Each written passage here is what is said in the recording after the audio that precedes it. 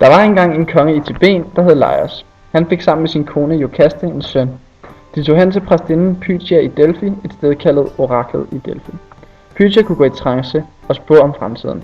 Desværre sagde hun, at denne søn ville slå sin far ihjel og gifte sig med sin mor. Det ville kongeparret ikke risikere, så de lod drengen sætte ud i skoven som lille. Hans ankler blev gennembåret, så han ikke ville kunne bruges til noget, men tværtimod dø og blive glemt. Men hyrden, der skulle sætte Ødipus ud, kunne ikke bære babyens skæbne. I stedet lod han babyen give til et andet barnløst kongepar, nemlig Polybos og Merope. De boede i Korinth, og de tog så dejligt af den lille dreng, der voksede op og blev stor og stærk, selvom han ganske vist havde problemer med sin fødder. En dag Ødipus var blevet næsten voksen, kom han til at høre noget ved en fest, at nogen sagde, at han ikke var ægte kongesøn. Han blev ked af det og besluttede sig at tage til Delphi for at høre, om det virkelig var sandt. Pythia gik som sædvanlig i vildelse og sagde så nogle mystiske ting. Denne gang sagde hun, at han ville ende med at slå sin far ihjel og gifte sig med sin mor. Det ville Ødipus ikke risikere, så for en sikkerheds skyld tog han ikke tilbage til sine adoptivforældre, som han trods alt stadig troede var sine rigtige forældre, og som han holdt så meget af, at han på ingen måde ville risikere, at spådommen skulle gå i opfyldelse. Ved en korsvej mødte han imidlertid et følge til kong Laios. Laios var hans rigtige far, men det vidste Ødipus ikke.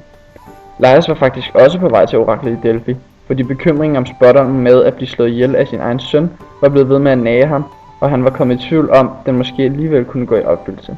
Derfor ville han lige spørge oraklet til råds. Desværre kom de to parter op at toppes, og Ødipus endte med at slå næsten hele følget ihjel, deriblandt sin far.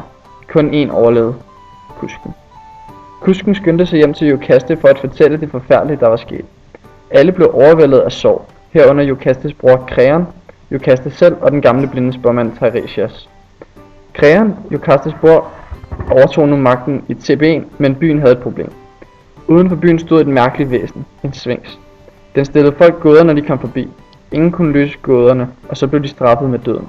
Kreon lovede derfor, at den, der kunne løse gåden, ville blive kongen og få lov til at gifte sig med Iokaste. En dag kom Ødipus hen til sphinxen. Hvad er det, der har 4 ben i starten af livet, 2 ben senere, men dør på 3 ben? Sådan spurgte sphinxen. Ødipus kunne sørme svare: det er jo et menneske. Først kravler det, så går det, og når det bliver gammelt, så støtter det sig til en stok.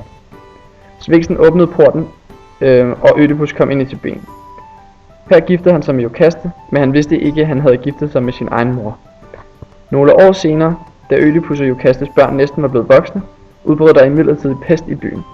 Folk døde på stribe, når ulykker forekom, vidste man, at det måtte være Gudens straf på en eller anden måde. En straf for et eller andet mod en eller anden eller noget. Men hvad? Ødipus var en elsket konge, og han havde før hjulpet dem mod sphinxen. Folket henvendte sig derfor tillidsfuldt til deres konge for at bede om hjælp. Kong Ødipus valgte at sende Kreon hen til oraklet i Delphi for at spørge om, hvorfor der var pest. Oraklet kunne gennem Pythia give besked fra Apollon, fra hvem spådommene jo til syvende og sidst kom fra. Kreon kom tilbage og sagde: den gamle konges morder skal findes. Når det sker, holder pesten op. Ødipus blev rasende over mordet på Laios, og han sagde, at han ville gøre alt for at finde den gamle konges morder. Jeg vil ære ham, som var det min far. Han vidste ikke, at det var hans far. Ødipus tilkaldte den blinde spåmand Teiresias for at få hjælp.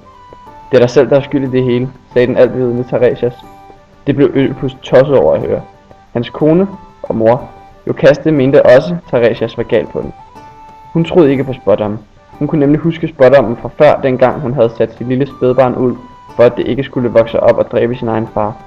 Barnet døde jo. Det var hvad hun huskede. Så kong Laios blev ikke dræbt af sin egen søn, for sønnen er jo død for længe siden. For en god ordens skyld tilkaldte de kusken fra dengang Laios blev dræbt. Kusken mente, der var tale om nogle røvere, der slog Laios ihjel. Men det var i hvert fald ved en stor korsvej. Ved ordet korsvej blev Ødipus bleg. Han kom nemlig i tanke om dengang han mødte nogle mennesker ved en stor korsvej, og hvordan han var kommet op at toppes med dem, og hvordan han havde... nej. Pludselig kom der et bud fra Korinth. Budet fortalte, at Ødipus' far, Polybios, lige var død af alderdom. Ødipus tænkte først, at så gik spådommen jo alligevel ikke i opfyldelse. Hans far var jo død en naturlig død. Desværre sagde budbringeren yderligere, at Polybios faktisk ikke var hans rigtige far. Budet havde nemlig for mange år siden fundet ham som baby, efterladt og med hårdt sårede fødder. Ja, faktisk havde han ikke engang selv fundet ham. Det var en anden hyrde, der havde givet ham babyen, så han kunne give den til Polybios og Merope, der så inderligt ønskede sig et barn. Ødipus forlangte nu, at man prøvede at finde den hyrde frem, der var blevet givet den opgave at sætte drengen ud. Hyrden blev fundet, Men først gjorde han alt, hvad han kunne for ikke at indrømme sandheden. Til sidst måtte han tilstå. Jo, han havde dengang faktisk ikke sørget for, at drengen døde. Alle de farligste anelser blev nu bekræftet for Ødipus, og selvom det aldrig havde været hans hensigt at dræbe noget familiemedlem eller gifte sig med et sådant, så følte Ødipus sig skyldig. Han vidste, at han var skyldig. Pest i byen til ben var der jo. Men nu var den gamle kongens morder jo fundet, og som straf stak Ødipus øjnene ud af sig selv.